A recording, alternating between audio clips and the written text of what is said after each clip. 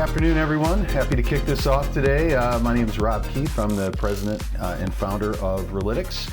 We are a company that helps brokers use data to make better decisions, both in the area of recruiting, retention, coaching, M&A, management of the active listing pipelines, a whole variety of different things. So if there's anything we can do for you in that area, please drop us a line and we'd love to go over what we do with you.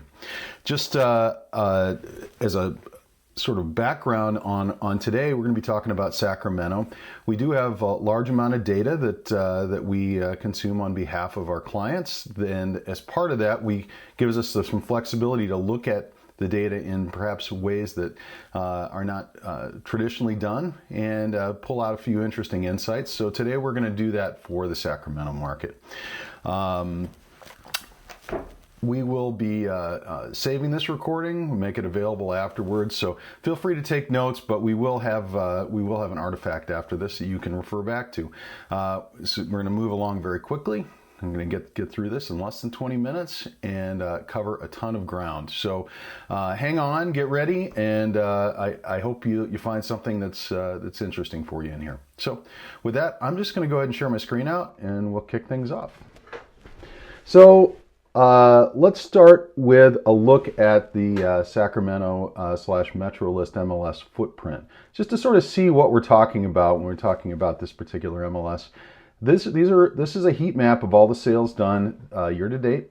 So the red is areas where there've been more sales, and the green with fewer. So I'm just going to move this around a little bit so you can see some of these outlying areas. You can see that the vast majority, the sort of hot point up here is in this part, northeast of downtown Sacramento. But you see there's still a considerable amount of activity further south along I-5 and a couple of these other sort of hot spots. So that's sort of where the listing and sales activity is, but where are the offices? Well, here's a map of all the offices in the MLS. And the dots are scaled according to how many active agents are in those offices. You can see, again, huge hotspot up here in Roseville, some downtown and off along the river. And if we go south, you can see just a scattering down here all the way into Stockton and so on. So one of the things I believe is interesting is to look at the relationship between the physical offices and the listings that they service. I know in today's 2025 world, there's a lot of virtual agents out there. I still am a firm believer, having been sort of an old school real estate guy since 2000, that there is a value in having a physical office nearby to meet with clients, service the listing, and so on. So one of the analytics we do is we map every listing to the listing office and we measure the distance. And we do that at an agent level as well. It helps us assemble sort of, let's say, a recruiting list by office and so on. But what we're looking at here is the average distance from a listing, an active listing, current active listing as of today, to the listing office, and it is done by census tract. So the red tracts here are further away on average from the listing office than the green ones. You can see this one I pulled up here. The average listing is almost 30 miles away as the crow flies from the office that holds that listing, and there's 22 listings in that area. So really looking at the pattern here, downtown Sacramento, with a few sort of interesting exceptions which may be related to particular listings, is pretty well serviced, as are these clusters here, but obviously once you get outside of town, you're driving. When we work with clients strategically on stuff like this, we use maps like this to sort of help indicate what might be ripe spots for satellite offices. So I don't know the market well enough personally to make that recommendation to anybody on the call, but I would definitely encourage you to look at these spots that are closer in and are red, because they do suggest that there's a gap there in terms of the coverage of the agents in that market. Let me just go up here a little further north, and you can see that pretty much holds all the way into Roseville. And if I go down south into Stockton, it's sort of the same story. Patchwork closer in, but once you get outside, you're driving. Okay, so we looked at that sort of interesting aspect of the listing landscape. Let's look at the MLS trend year over year, and we're going to look specifically at just the Sacramento CBSA market. So we're looking here at a graph, two curves. Let's focus on the blue one to start. And what this represents is the year-over-year change in closed volume in the MLS, in the Sacramento CBSA, on that particular day. So it's a day-by-day look at the growth or shrinkage in the MLS as a whole, measured in closed dollars in blue. So you can see pre-COVID here, just actually slightly in the negative. Of course, the market was shrinking a little bit. Then COVID hit. Where's March 13th?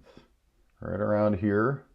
Actually, you were already in a little bit of an upswing and hit a little mini COVID pop and then down, and then a huge increase all the way up to probably the high point. Looks like it might have been September 20th, September 15th, something like that, 2021, when the market was up 50% year over year.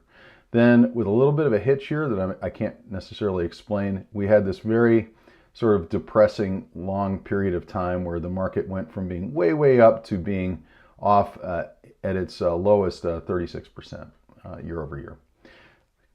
Flat sort of non-recovery at the end of 23, and in 24 the market began bouncing back to where we actually hit a point in May of this year where we're up 14%. And now it's kind of slid back down since then. This is this sort of weird double peak that we see in a lot of markets. Some markets do not exhibit this, but most of the ones out west do. So the market is actually now still up year over year from probably kind of a low base, up 3%, but the momentum is certainly pointing in one direction. The orange is the year over year trend in sides. So right scale, not the left scale here. So 26% from a high about the same time, down to off 36%. So very similar to the volume in terms of sides, and that should indicate to you that the market, the price growth wasn't what we're all looking for. So what's going on with the agents in the markets? This is the listings and the closings and so on. Well, we measured active agents every day as well. So let me describe what we mean by active agent. An active agent for our purposes here is an agent that's done something in the last 365 days. Took a listing, had a closing, that sort of thing. Blue line is number of active agents measured every day. So when I look at this one, July 8th, 2018, 10,761. That means there's 10,761 agents who did something in the 365 days running up to that. So we see is a fairly constant number of agents pre-COVID, then the sort of disruption that COVID brought on. And then we just grew agent count like crazy in the MLS, up to over 12,000 in mid-22. Now, remember, the market peaked in late 21.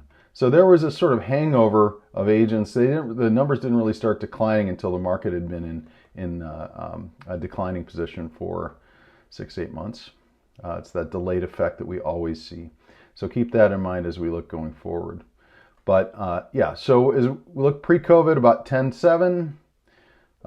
Peak was about 12 something or other. So let's call it, what is that, 11? So it's like 1,200, 1,300 new agents that joined in about a year.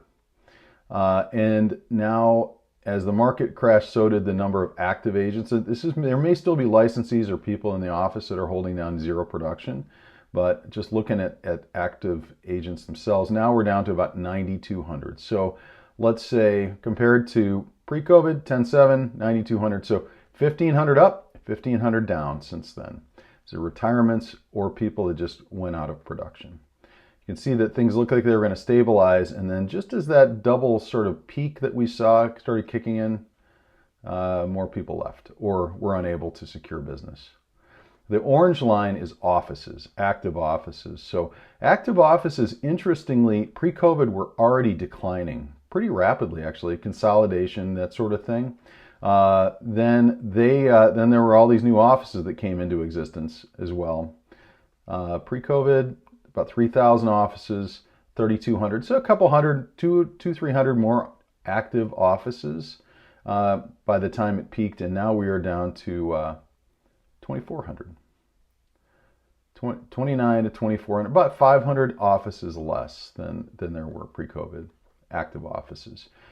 So what is an office? So, well, we can divide the number of active agents and the number of active offices, and we get the average number of active agents per active office.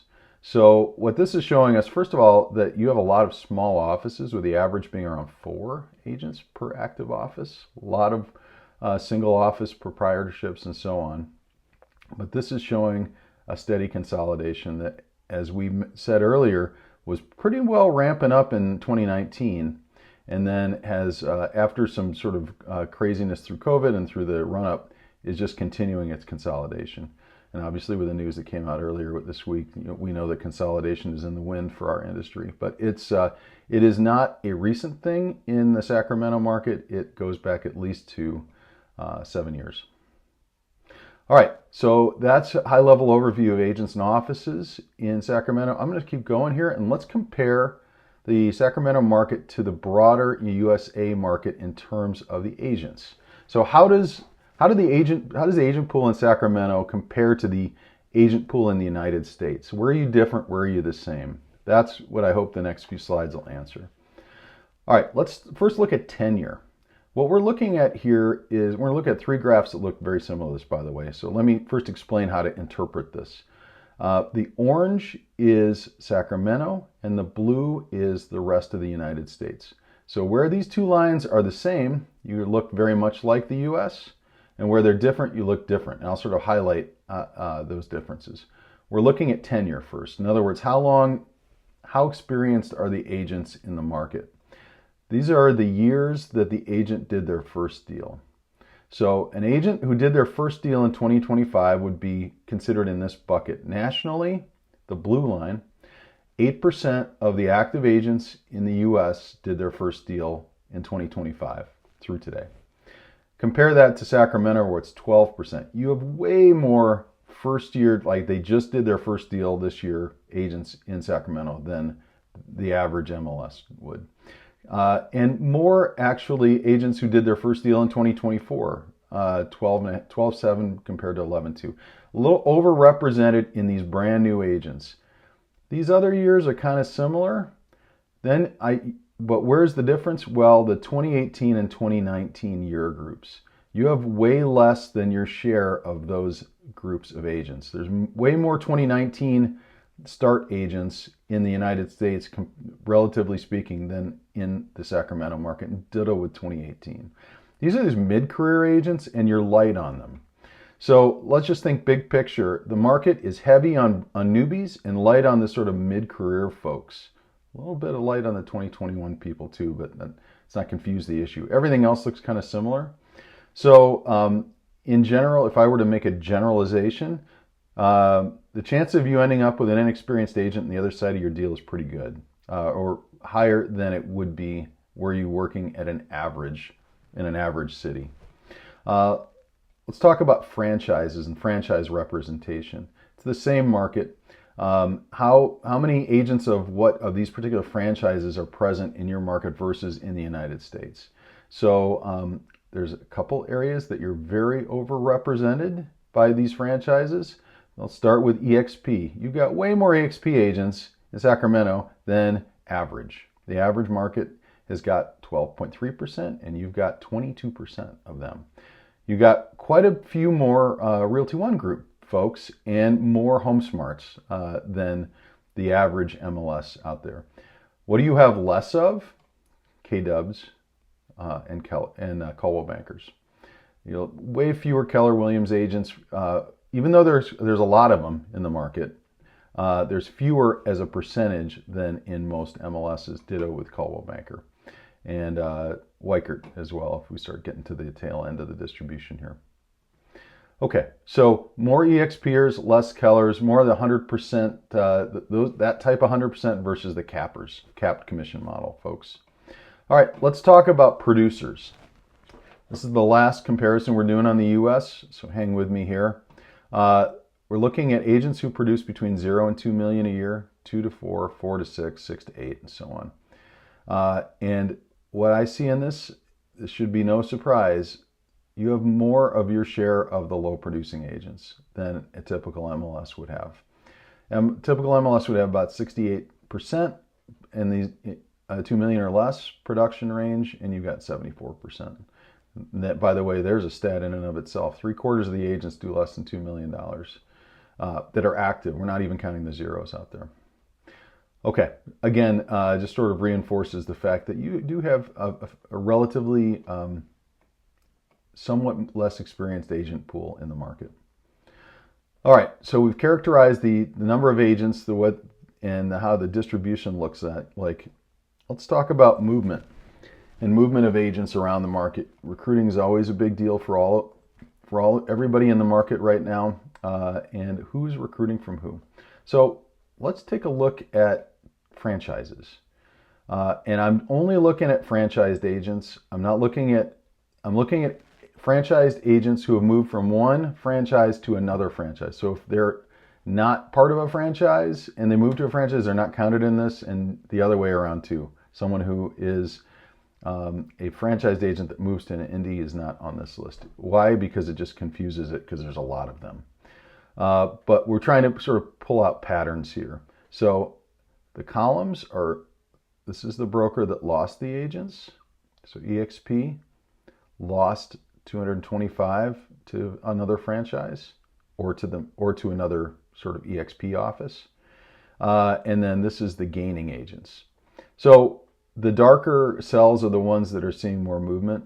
So a lot of these are sort of intra franchise recruitment.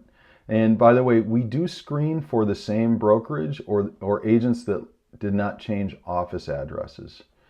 If their office address remained the same, but it went from Remax Alpha to Remax Beta, that is not counted in this. So there is kind of a surprising amount. I don't really know how to interpret that one, because the EXP are all virtual and they all work for the same broker. So maybe we just ignore that 61. But the highlight here is EXP losing 84 agents to Keller. That's a pretty big hit.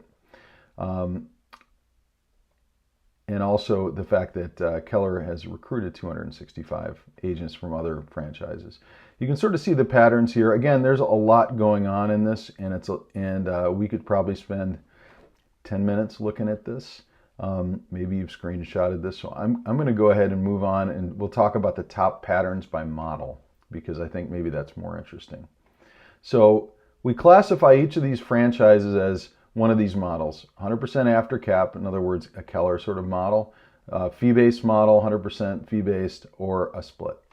I know it's a gross simplification, but I think it helps illustrate a point here. And we count the number of moves based on a pattern, and we're excluding the sort of indies or ones we don't have information on. So what's the number one pattern here in the Sacramento market? It's within the model itself. Fee-based to fee-based, cap to cap, and then cap to fee-based. So the top two here are people recruiting within their exact model from one sort of brokerage that's similar to it to another. And by the way, you can see the average close volume of the agents that are recruited under this. So I find this one to be interesting. You didn't expect to see this one, fee-based to split. And these are high-producing agents.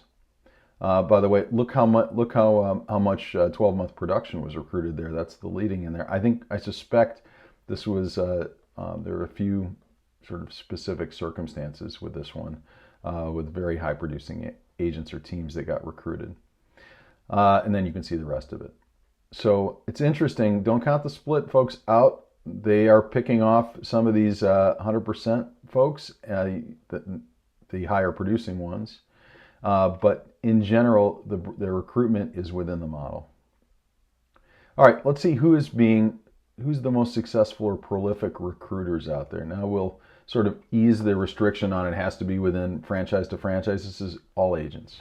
So this is by model, and you can see EXP has led the recruitment drive here I believe it's last 12 months. The orange here are the zero producing agents. They were at 12-month production when recruited, at least the ones that we're tracking. So it doesn't include new agent signups. So EXP and Keller, most prolific recruiters, followed by Real. I mean, we're going to see these three at the top of most leaderboards like this. And then we pick up CB, Remax, and Realty One Group, and so on. Finally, this is headcount. And by the way, if I hover over here, I can see that the median recruited non-zero production for the EXP is about 1.3. Keller is about 1.9. Real 1.8, and so on. But so what if we just were interested in that production level? Show me the median production by recruiting firm. So to nobody's surprise, Sotheby's is recruiting the highest median production inbound agents. They don't have, well, they have 145 of them. Certainly not the most prolific, but they have the highest median production. Followed by Corcoran. So these are positioned as luxury brands. Exit's a little bit of a surprise here, then CB, and then we go down to the other end of the scale. We have Weichert, BH&G, HomeSmart, and Home Services, Berkshire. And Berkshire's for 450, HomeSmart just under 400, BH&G 16 agents with 320,000. Okay. So that brings us to just about the end. I'm on just over 20 minutes, so let me do a big wrap here. These are just my high-level observations. I'm sure you've had some takeaways from this as well. Sort of surprisingly big influx of new agents, and that happened since the downturn, which sort of defies the conventional wisdom. But you're getting a lot of agents that came in since the downturn that have never known an up market and are probably have not done a whole lot of deals. There's some consolidation of the brokers that's happening, and it's a continuation of the trend pre-COVID. Most of the recruiting focus, or a good part of it's within the same business model, and you've got this interesting double peak cycle that has yet to play itself out.